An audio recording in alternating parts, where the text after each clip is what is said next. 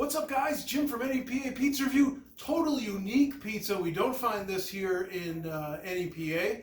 St. Louis style pizza. Razor thin crust, almost like a pastry type crust with a unique cheese known as Provel. We'll tell you a little bit more about that in a second, but an even more interesting comparison. Jake's Pizza was nice enough to ship me some frozen pizzas, and I have two meat lovers here. One of them is gluten-free keto, and the other one is a traditional. So we're going to see what the differences are, as well as review each pizza. These are looking pretty similar. I'm really most interested in the gluten-free crust because so many people reach out and ask for a good gluten-free crust, and they say they taste like cardboard. I'm going to put it right in the oven on my pizza steel at 450 degrees. The packaging recommends 425. I just like to cook a little higher temp.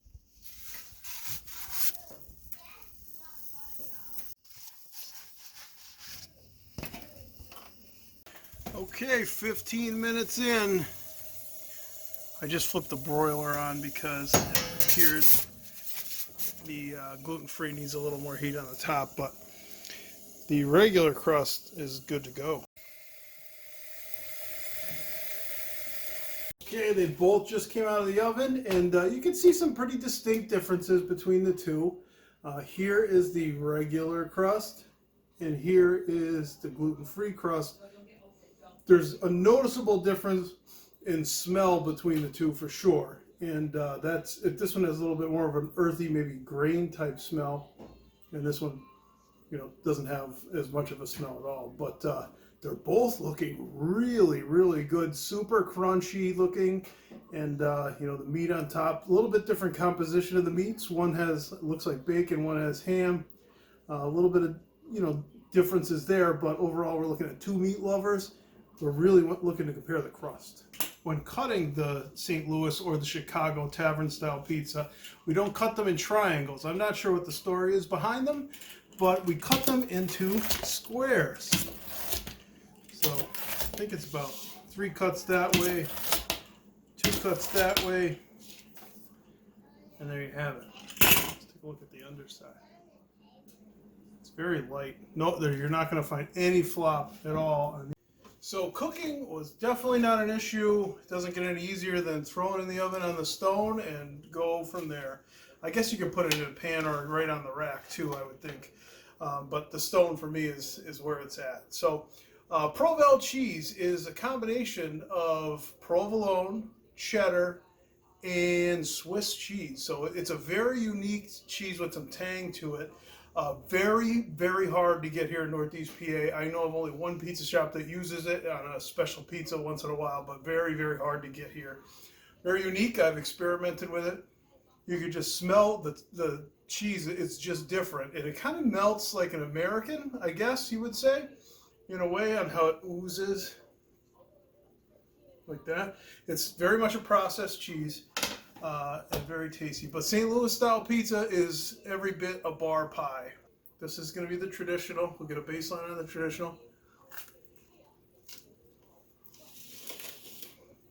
Flaky crust.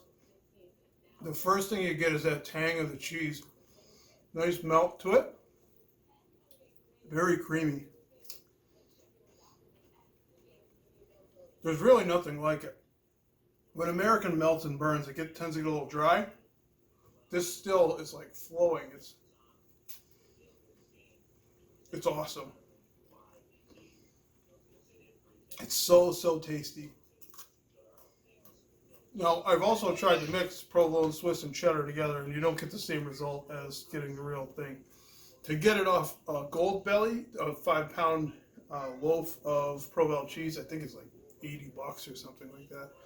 Could be wrong on my number, but here we go. There's definitely a well-seasoned crust with different kind of scent to it here on this, but no flop on the gluten-free crust. We're going to give it a try.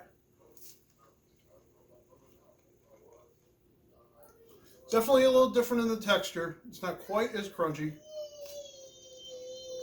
Lots of flavor to it, though. This crust actually has more flavor than the other.